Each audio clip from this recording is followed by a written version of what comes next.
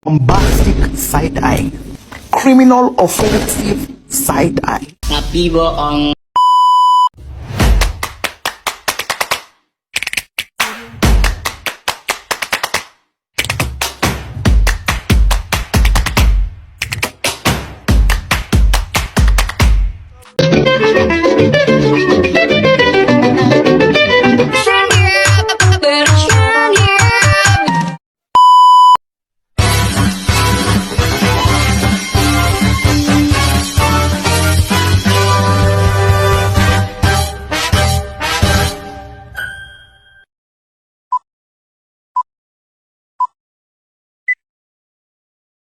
Assalamualaikum warahmatullahi wabarakatuh.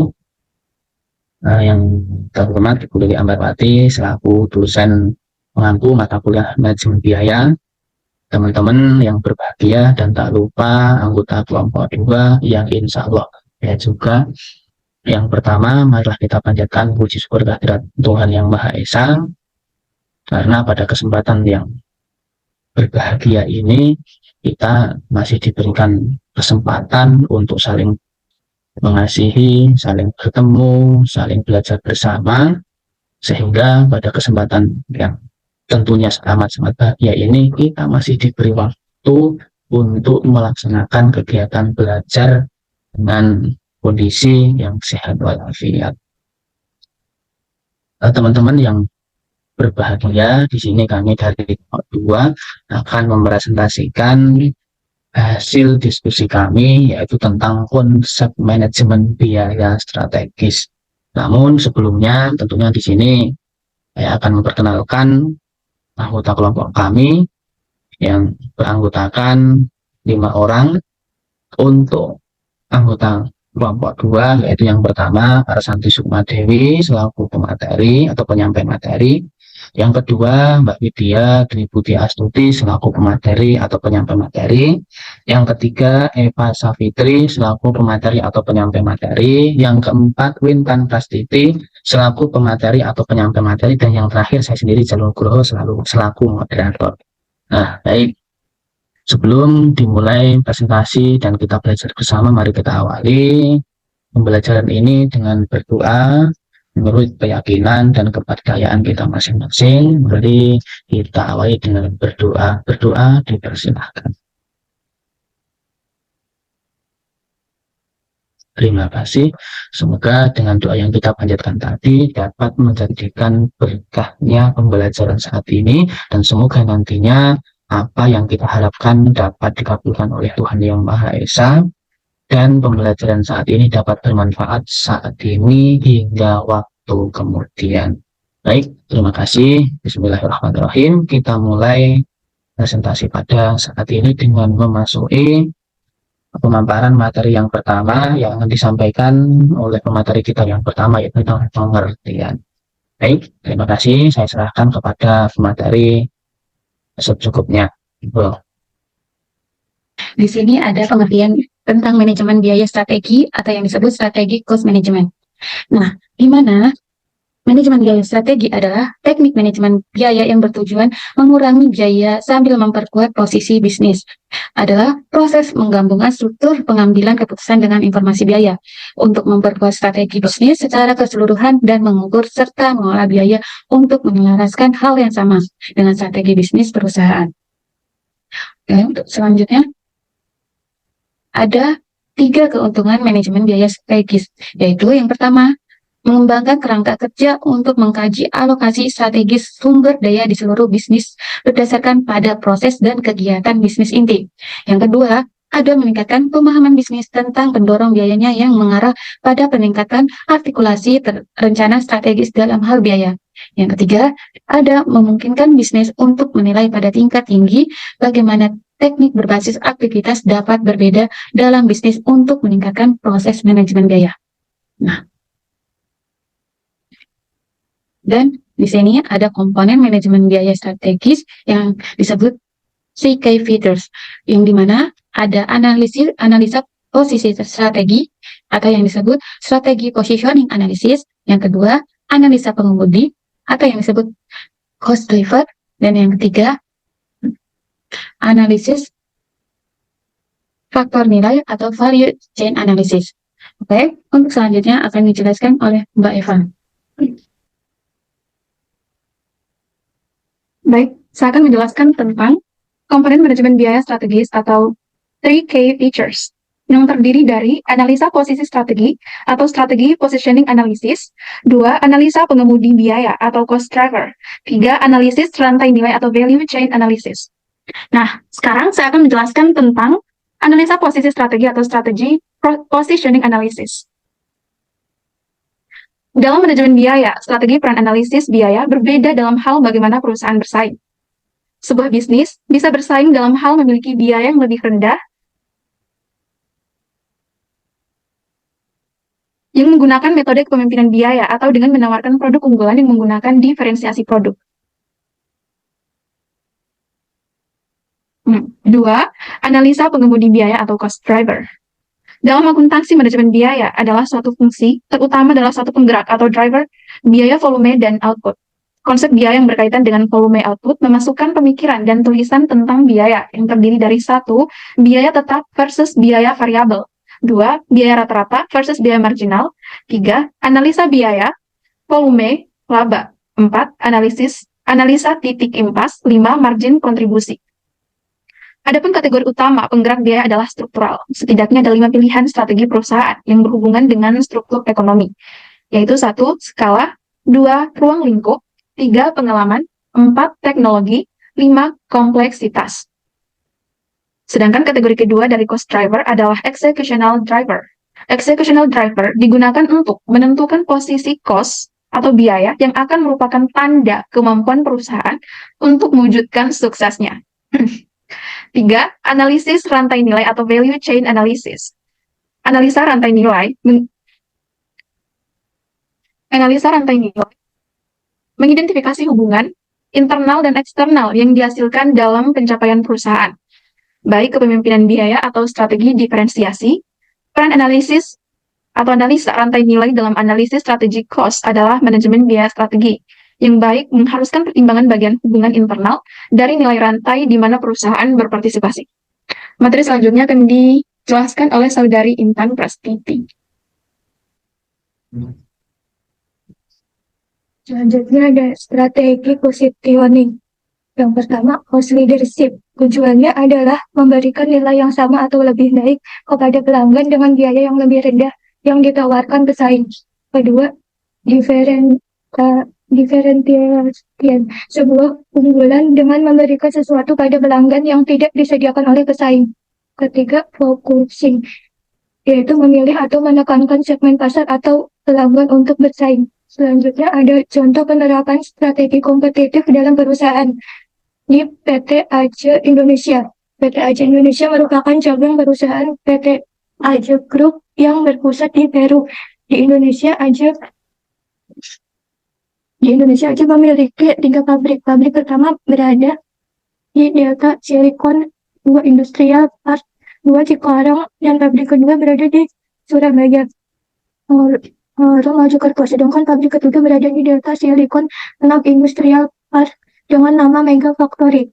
PT AJE Indonesia memproduksi carbonated soft drink meliputi Big Cola, Big Strawberry, Big Lime, Big Orange, Big Melon, Big Grape dalam berbagai volume, 300 ml, 535 ml, 1500 ml, dan 3100 ml. Adapun produk minuman isotonik Sploret 500 ml, minuman jus berkarbonasi Big Fresh 535 ml, Lem Mangoes, dan Orange Flavor. Selain itu, air minum dalam kemasan bermerek Cielo. Dalam mencapai dan mempertahankan keunggulan kompetitifnya, perusahaan perlu menerapkan strategi yang handal. PT AJE Indonesia menerapkan strategi cost leadership.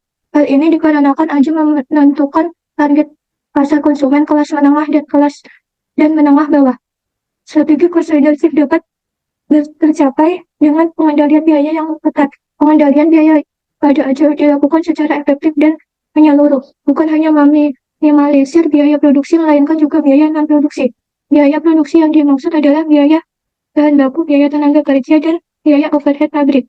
Biaya bahan baku lebih ditekankan pada prevention cost, di mana merupakan langkah efektif untuk meminimalisir biaya kualitas. Biaya tenaga kerja diminimalisir dengan adanya mesin yang canggih, sehingga proses produksi dilakukan secara otomatis dan tidak membutuhkan tenaga kerja yang banyak. Sedangkan biaya overhead pabrik diminimalisir dengan mengoptimalkan kapasitas produksi. Pengendalian biaya selanjutnya yaitu pada biaya non-produksi. Pengendalian biaya non-produksi juga dilakukan oleh PT Ajeng, namun tidak sedetail pengendalian biaya produksi, sehingga dapat disimpulkan bahwa pengendalian biaya produksi berkontribusi lebih banyak daripada pengendalian biaya non-produksi dalam upaya pencapaian strategi cost leadership. Baik, yang selanjutnya akan saya lanjutkan untuk contoh kasus kedua, penerapan strategi kompetitif dalam perusahaan PT Hyundai. Hyundai Motor berkantor pusat di Seoul, Korea Selatan, dengan beberapa pabrik internasional di negara-negara di seluruh dunia. Ini adalah produsen kendaraan terbesar kelima di dunia dengan kapasitas untuk memproduksi lebih dari 1 juta mobil setiap tahun. Perusahaan telah menggunakan strategi kepemimpinan, biaya untuk mendapatkan keuntungan dari keunggulan spesifik perusahaan, keunggulan spesifik lokasi, dan keuntungan internalisasi karena biaya produksi yang sangat rendah. Pada tahun 2017, Sonata Hybrid diperkenalkan ke Indonesia, masih berupaya mengatasi pasar. Sonata Hybrid merupakan kendaraan listrik hibrida yang menggunakan Hyundai Hybrid System atau HHB, yaitu menggabungkan mesin pembakaran internal yang berbahan bakar bensin dengan motor listrik.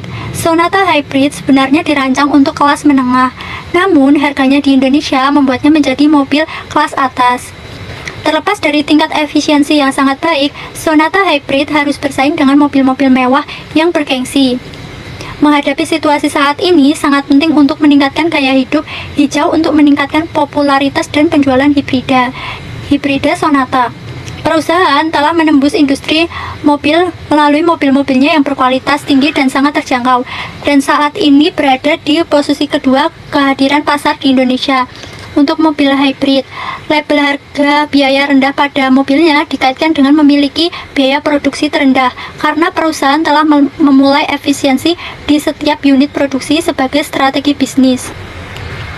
Untuk mengurangi biaya pengiriman layanan dan pemasaran, perusahaan telah merangkul teknologi modern dalam produksi, logistik, dan layanan pelanggannya.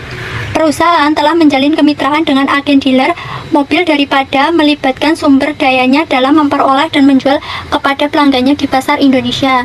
Strategi cost leadership yang diadopsi oleh Hyundai Motors untuk Sonata Hybrid sejalan dengan prinsip Blue Ocean, yaitu menggabungkan efektivitas biaya dan nilai tinggi bagi pelanggan yang menuntut mobil hijau murah. Baik, saya akan lanjutkan untuk kasus yang terakhir, penerapan strategi kompetitif dalam perusahaan PT Pelayaran Nasional Indonesia Persero.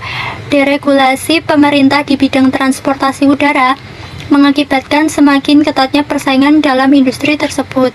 Persaingan harga yang ketat dalam industri transportasi udara mengakibatkan menurunnya jumlah permintaan dari industri transportasi lainnya, yakni angkutan laut dan darat. PT Pelayaran Nasional Indonesia Persero atau PELNI sebagai salah satu pelaku industri angkutan penumpang laut ini turut merasakan dampak dari perubahan tersebut. Agar tetap eksis dalam usahanya, PT PELNI harus memperhatikan perubahan dalam lingkungannya, baik lingkungan eksternal maupun internal. Dari analisis lingkungan eksternal melalui 5 force model, diketahui bahwa tarik industri angkutan penumpang laut yang memiliki daya tarik yang rendah karena permintaan terhadap jasa ini semakin menurun. Namun, industri ini masih memiliki peluang mengingat negara Indonesia merupakan negara kepulauan yang dapat dipastikan membutuhkan jasa transportasi laut. Sedangkan key success factor yang diperlukan dalam industri ini adalah kemampuan untuk melakukan produksi dengan biaya rendah, kemampuan untuk memberikan layanan berkualitas dan kemampuan untuk melakukan inovasi dan diferensiasi layanan, analisis internal, kemampuan untuk memberikan layanan yang berkualitas dan kemampuan untuk melakukan inovasi diferensiasi layanan, analisis internal untuk melihat kemampuan sumber daya perusahaan dilakukan untuk membuat capability profile sumber daya yang diidentifikasikan sebagai kekuatan utama yang dimiliki PT PELNI, antara lain brand name, atau reputasi perusahaan sebagai market leader, saluran distribusi yang luas, kapasitas yang memadai, dan awak kapal yang berpengalaman. Hasil analisis menyimpulkan bahwa strategi yang tepat untuk PT Pelni dalam menghadapi kondisi persaingan saat ini adalah strategi keunggulan biaya, cost leadership. Manajemen harus menerapkan strategi ini dalam semua aktivitas operasional perusahaan dan lebih difokuskan lagi kepada aktivitas operasional yang merupakan komponen biaya terbesar perusahaan. Selain itu, penyempurnaan terhadap kelemahan perusahaan untuk mendukung pelaksanaan dan efektivitas strategi seperti sistem pengendalian yang efektif, peningkatan koordinasi dalam organisasi, dan pelayanan yang berkualitas sangat perlu dilakukan. Ucapan terima kasih kepada teman-teman pemateri yang telah menyampaikan materinya dengan sedemikian rupa. Semoga apa yang disampaikan manfaat dan menambah pemahaman kita. Sebelum diakhiri, di sini saya selaku moderator akan membacakan kesimpulan dari materi kami. Konsep manajemen biaya strategis menekankan pengelolaan biaya dengan mempertimbangkan tujuan strategis perusahaan. Ini tentunya melibatkan analisis nilai, pemahaman biaya, pengelolaan rantai nilai, pemilihan strategi biaya, dan pemanfaatan teknologi serta inovasi. Dengan menerapkan pendekatan ini, perusahaan dapat meningkatkan efisiensi operasional, mencapai keunggulan kompetitif, dan mencapai tujuan bisnis jangka panjang. Baik, ini adalah referensi kami, nanti bisa dibaca atau diulangi sendiri. Dari kami, itu yang dapat kami sampaikan. Semoga terdapat manfaat dan menambah wawasan kita semua. Saya mewakili teman-teman selaku moderator. Mohon maaf apabila dalam penyampaian terdapat kekurangan. Kami menyadari hal itu. Semoga untuk kedepannya dapat menjadi evaluasi kami dan menambah pengetahuan kami. Terima kasih. Selamat belajar. Kurang lebihnya kami mohon maaf. Wallahu a'lam bishawab. Wassalamualaikum warahmatullahi wabarakatuh.